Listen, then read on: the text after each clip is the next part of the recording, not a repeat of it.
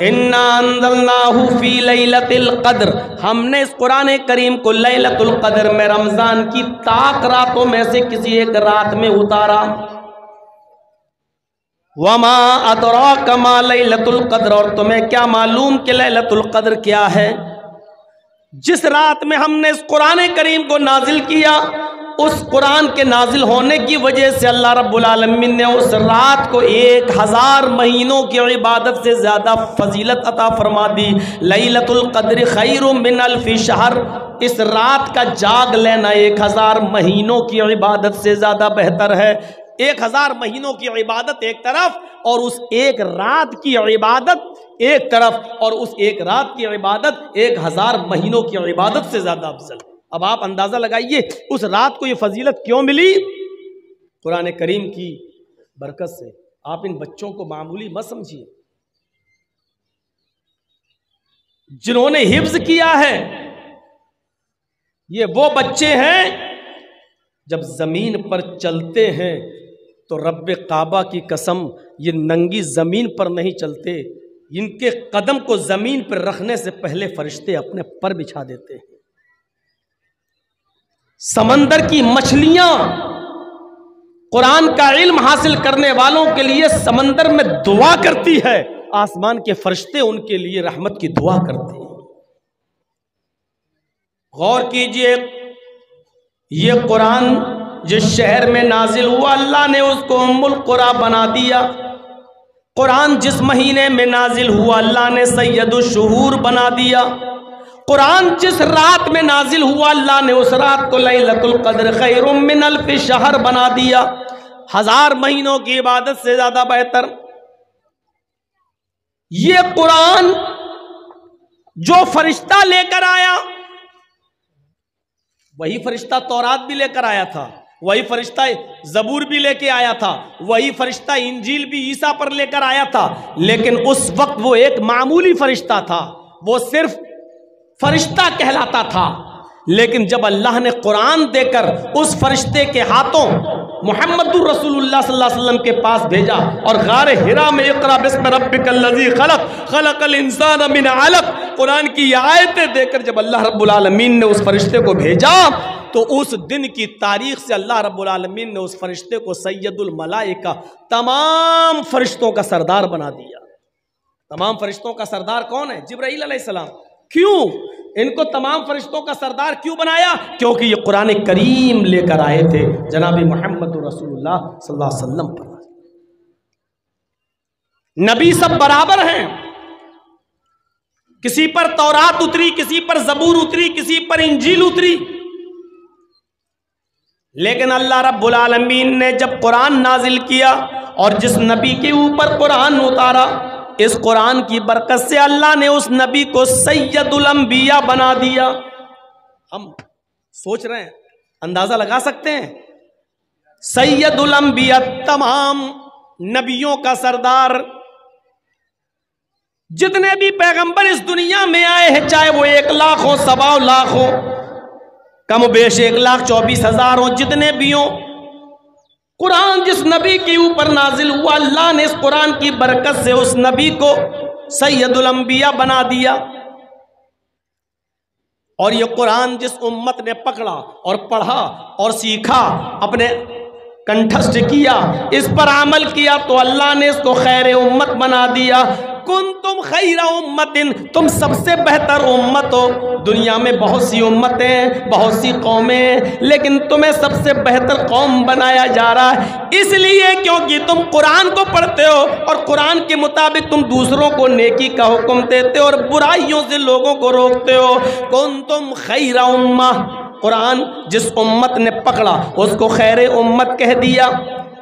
جب قرآن شہروں کی حیثیت بدلتا ہے، فرشتے کی حیثیت بدلتا ہے، مہینے کی حیثیت بدلتا ہے، رات کی حیثیت بدل رہا ہے، تو ایسا کیسے ہو سکتا ہے جو قرآن پڑھائے اس کا مقام نہ بدلے اور جو قرآن پڑھے اس کا مقام نہ بدلے؟ ایسا کیسے ہو سکتا ہے؟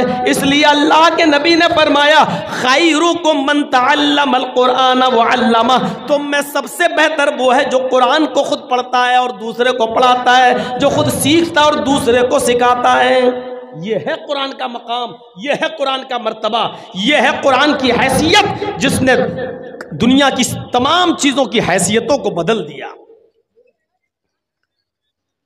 اللہ کے نبی فرماتے ہیں ان اللہ یرفع عن ھذا القرآن اقواما ویضع به الاخرین، اس قرآن پر عمل کرنے کی وجہ سے اللہ رب العالمین بہت سی قوموں کو ترقی دیتا ہے، عروج پر پہنچا دیتا ہے، ثریا عطا فرماتا ہے، اور قرآن چھوڑ دینے کی وجہ سے اللہ رب العالمین بہت سی قوموں کو ذلیل کر دیتا ہے، رسوا کر دیتا ہے، بہت سی قوموں کو نیست و نابود کر دیتا ہے۔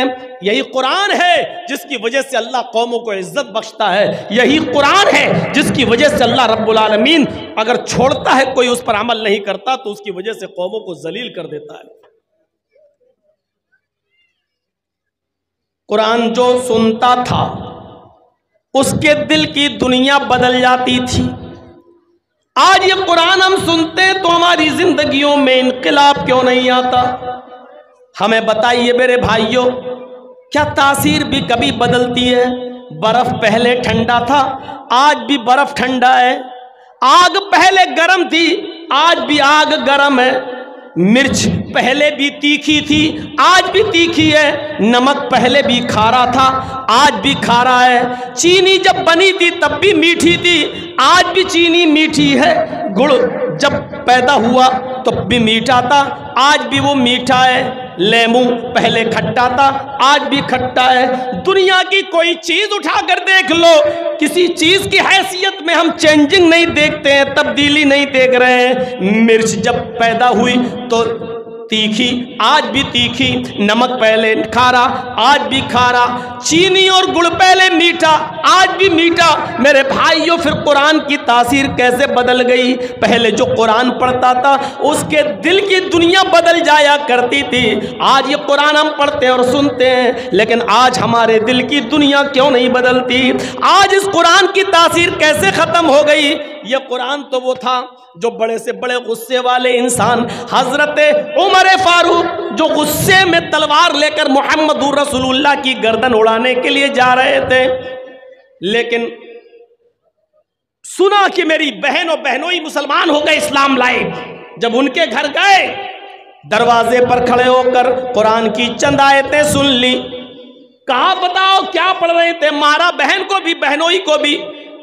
جب بتا دیا گیا کہ ہاں قرآن پڑھ رہے تھے اور ہم اس سے بدل نہیں سکتے، ہم اس کو چھوڑ نہیں سکتے، تب حضرت عمر نے کہا اچھا مجھے بھی سناؤ یہ کیا ہے جو اس کو پڑھ لیتا ہے، سن لیتا ہے، چھوڑنے کا نام نہیں لیتا۔ چند آیتیں قرآن کی سنی، ایک آیت دو آیت مشکل سے 3 آیتیں ہی پڑھی تھیں، اور عمر فاروق نے 3 آیتیں ہی سنی تھیں۔ چیخ پڑے نہیں نہیں، یہ قرآن کسی انسان کا کلام نہیں ہو سکتا، یہ قرآن کسی انسان کا کلام نہیں ہو سکتا ہے۔ آئے میری بہن، آئے میرے بہنوئی، مجھے بھی اس ذات کے پاس لے چلو جس کے اوپر یہ قرآن نازل ہوا ہے، یعنی محمد الرسول اللہ صلی اللہ علیہ وسلم کے پاس لے کر چلو۔ جب حضرت عمر کو نبی اکرم کے پاس لایا گیا تو یہی عمر قرآن کی چند آیتیں سن کر محمد رسول اللہ کے ہاتھ پر بیعت کر کے اسلام لے آتے ہیں۔ قرآن کی چند آیتیں کوئی سن لیتا تھا، دل کی دنیا بدل جاتی تھی۔ آج کیا ہو گیا ہم قرآن سنتے ہیں لیکن ہماری دل کی دنیا نہیں بدلتی ہے۔ یہی قرآن ہے۔ عبداللہ ذوالبجادین جنگل میں بکریاں چرا رہا ہے، اور محمد رسول اللہ پر ایمان لانے والے صحابہ بھی جنگل میں بکریاں چرا رہے ہیں۔ ہاں بکریاں چرا رہے ہیں، بکریاں چراتے جاتے اور صحابہ قرآن کی آیتیں گنگناتے جاتے ہیں۔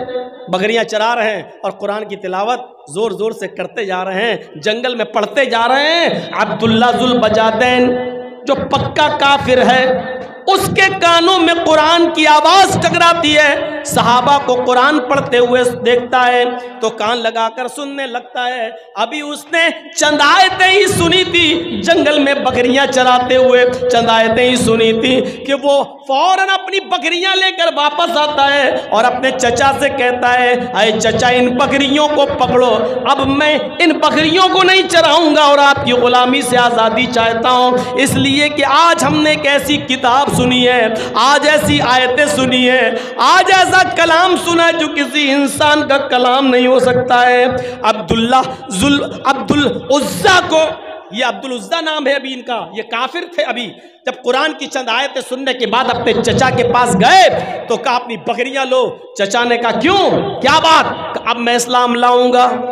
चचा ने कुर्ता उतरवा लिया, लुंगी उतरवा दी, गंजी उतरवा दी, जूते तक उतरवा दिए, बिल्कुल बरहना कर दिया, नंगा कर दिया और फरमाया जब तुम हमारे नहीं रहे, इस्लाम लाना चाहते हो, कुरान पर अमल करना चाहते हो, कुरान पर ईमान लाना चाहते हो, तो मैंने जो कुछ दिया सब कुछ वापस करो।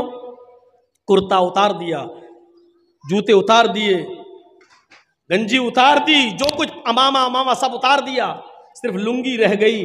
कहा चचा जान सिर्फ इतनी इजाज़त दे दो कि मैं अपने घर जाऊं और अपनी माँ से कपड़ा ले लूं, उसको हम लपेट लें और आपकी लुंगी हम आकर वापस कर दें। चचा कहता है नहीं, इतनी देर की भी इजाज़त नहीं दूंगा कि तुम अपने घर जाओ। अगर तुम इस्लाम पर अमल करते हो, कुरान पर ईमान लाना चाहते हो, तो तुम्हें लुंगी अभी उतारना पड़ेगी। थोड़ी देर के लिए अब्दुल उज़्ज़ा ने सोचा अगर लुंगी उतार दूंगा तो बिल्कुल वैसे हो जाऊंगा जैसे कोई जानवर, भेड़ बकरी। फिर सोचा जब ईमान ले ही आया हूं, कलमा पढ़ने के लिए तैयार हूं, तो ये कुर्बानी भी दे देना चाहिए।